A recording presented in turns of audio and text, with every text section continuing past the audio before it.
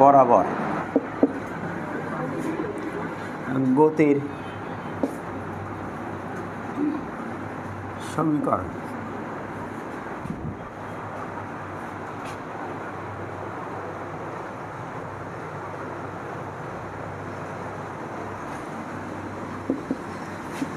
ভর into x অক্ষ বরাবর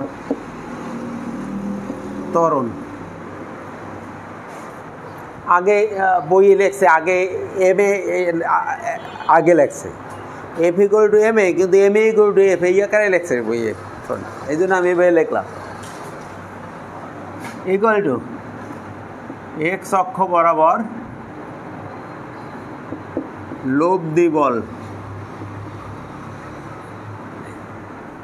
যদিও বইয়ে এক্স অক্ষ বরাবর বল লেখছে, এই বল বলতে কি বুঝতেছি? লব্ধি। এইটাই কিন্তু নিউটনের গতির দ্বিতীয় সূত্র,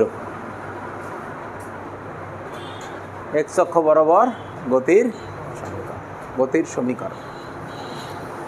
তাহলে আমরা ভ্যালুগুলো বসাই দেই। এক্স অক্ষ বরাবর ভর হলো রো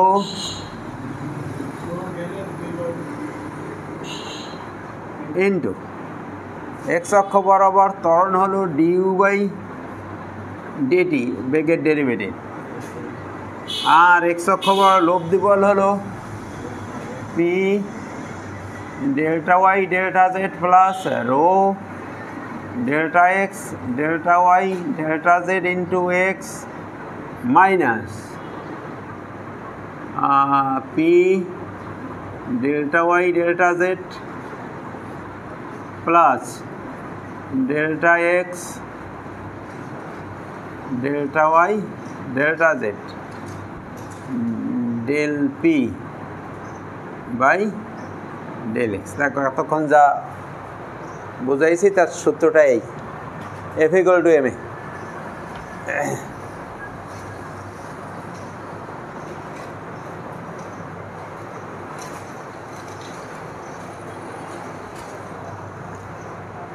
আচ্ছা, এইটা থেকে প্রথম পদটা এই পাশের একটা পদের সাথে কাটা যায়, যায় কিনা দেখো তো। এইটার সাথে এইটা কাটা যায়, এই ডানের এই প্রথম পদ এইটার সাথে কাটা যায়। আর এইটুকু delta Y delta X delta Z সব জায়গা থেকে কাটা যায়। আগে কাটবো এইটাকে, এইটা কাটবো, তারপরে এই তিনজন কাটা যায়। তাহলে আমাদের থাকতেছে rho d u by d t equal two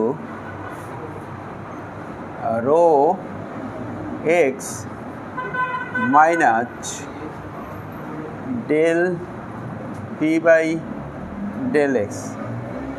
দেখো বুঝাই কিনা, এইটুকু আমাদের হাতে থাকছে।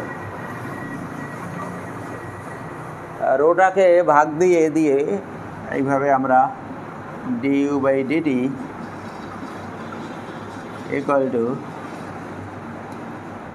X minus 1 by rho del P by del X, equation number 2।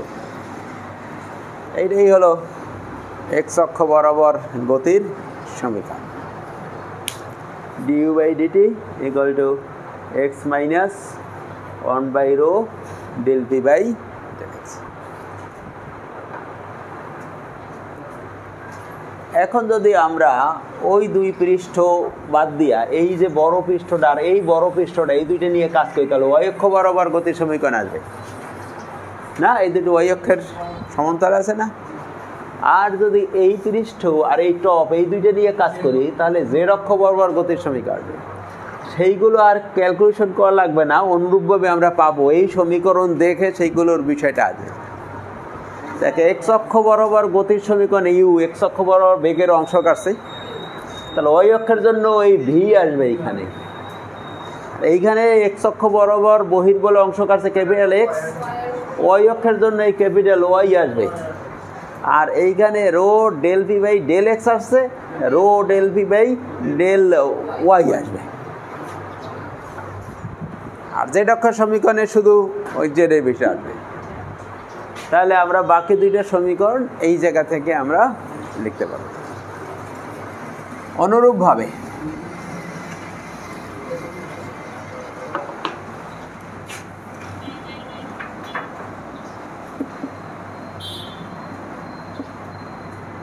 Y অক্ষ বরাবর গতির সমীকরণ হবে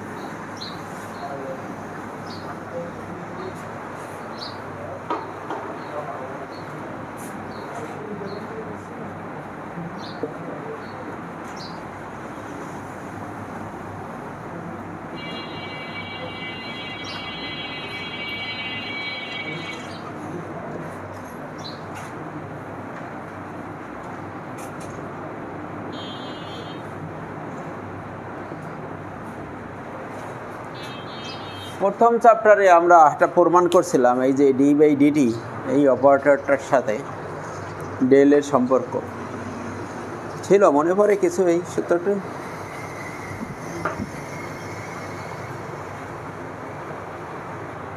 এই 2, 3 এবং 4 সমীকরণে এই যে ডি বাই ডিটি, এই ডি বাই ডিটি এর এই ভ্যালুটা বসাই দিলে এই সমীকরণ তিনটা নতুন একটা রূপ আসবে।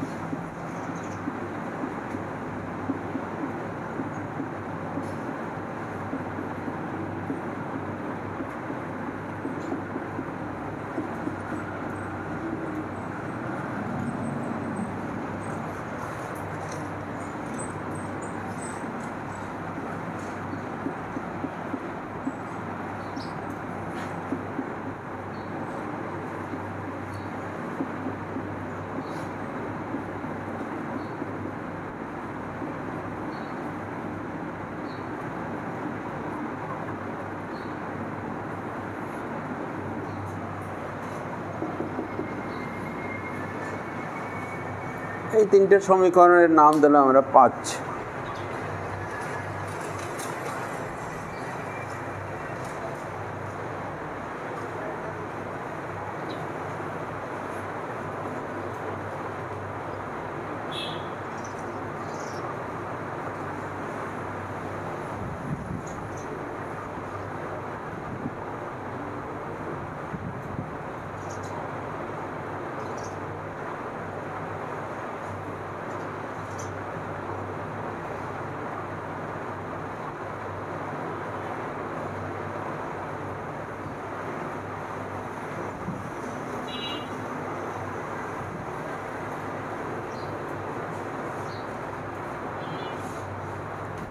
এর একটা সমীকরণ মনে রাখতে পারলেই হয়।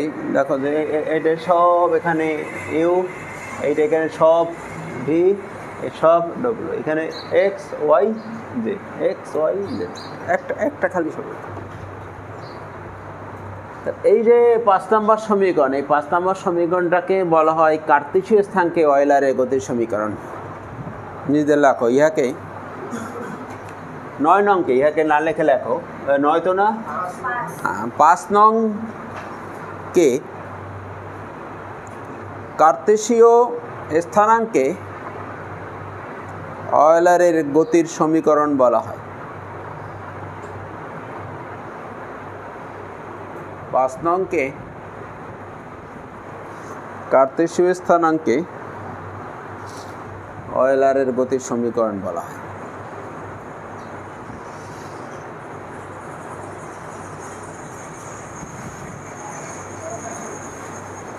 অনেক সময় প্রশ্নটা এইভাবে আসে যে কার্তেশীয় স্থানাঙ্কে অয়েলারের গতির সমীকরণ নির্ণয় করো, তখন এই জায়গায় তুমি থেমে যাইবা আর সামনে যাইবা না।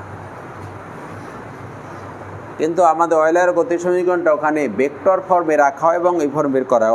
অথবা দিয়ে কোশ্চেন দিয়ে দিয়েছিলাম, দেখো দেখি প্রশ্ন রেখেছিল না, অথবা দিয়ে লেখা আছে না, ভেক্টর দেওয়া আছে না, তাহলে এই সমীকরণকে আমরা ভেক্টর ফর্মে প্রকাশ করব।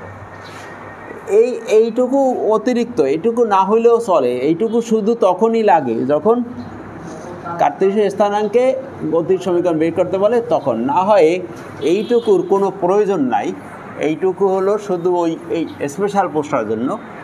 এই ভেক্টর সমীকরণের জন্য এই 2, 3, 4 এই 3টে দিয়ে আমরা কাজ করব। তারপর লিখলে কোনো অসুবিধা নাই, বইতে লেখা আছে। এই পর্যন্ত এইটুকু লিখলে দোষ নাই, কিন্তু এইটুকু আমাদের কোনো প্রয়োজন নাই আমরা যখন এটা ভেক্টর ফর্মে বের করব। এখন ভেক্টর সমীকরণের জন্য আমাদের এই 2, 3 এবং 4 কাজ করতে হবে।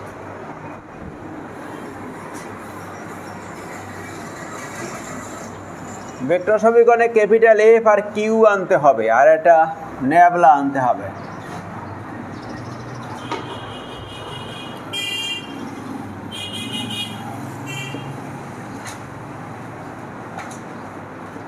কিউ ইকুয়াল টু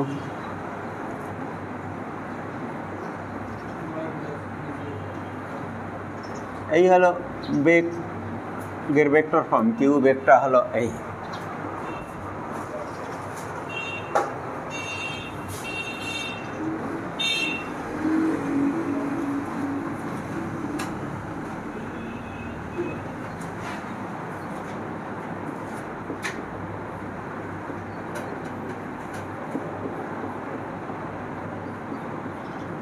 বহির্বলটাকে আমরা ক্যাপিটাল এফ দিয়া প্রকাশ করি, আগের ক্লাসে আলোচনা করে দিয়েছিলাম। এই হলো বহির্বলটা, এই বলের অংশ 3টা আইজেকে দিয়ে যোগ করলে যেটা হয়।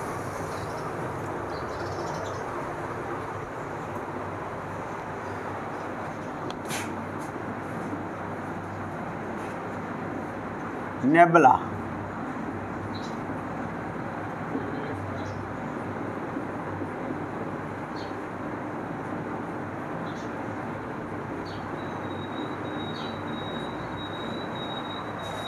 এই 3টা সিম্বল দিয়ে এই সমীকরণ প্রকাশ করলে সেইটা হবে ভেক্টর সমীকরণ আমাদের অয়েলারের গতির।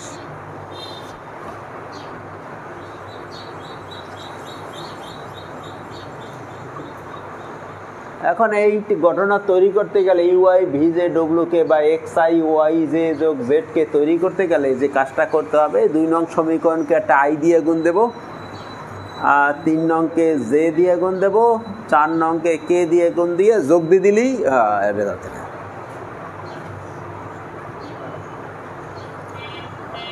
তাহলে দেখো 2 নংকে আই, যদিও এই কথাটা বইতে না লিখে সরাসরি যোগ দিয়ে দিছে, আমরা লিখে দেই যে কীভাবে এটা পাওয়া যাচ্ছে। 2 নংকে আই কমা 3 নংকে জে এবং 4 নংকে কে দ্বারা গুণ করে যোগ করে পাই।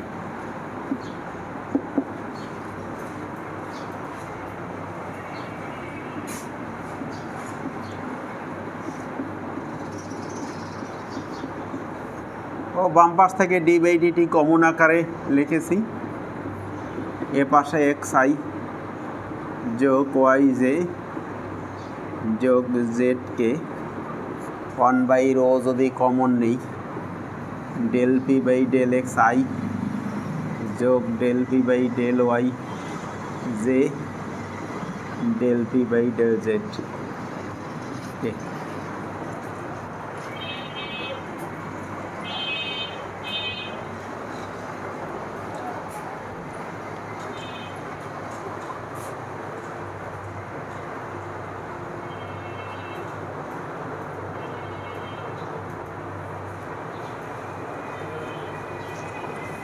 উপরে ভ্যালু লেখা আছে, এইটা হলো ডি কিউ বাই ডিটি, এইটা হলো এফ, এইটা হলো 1/, এইটা হলো নেবলা পি, কারণ এখান থেকে এই পিটা বাইরে নিলেই নেবলা পি হয়ে যায়।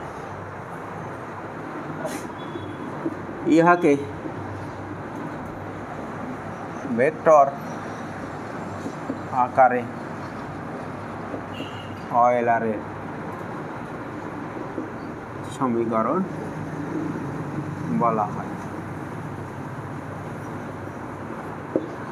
এই চ্যাপ্টারের বাকি সকল কাজকর্ম এই সমীকরণটা দিয়ে করা হবে। এটাই এই চ্যাপ্টারের মূল ইকুয়েশন হলো এটা।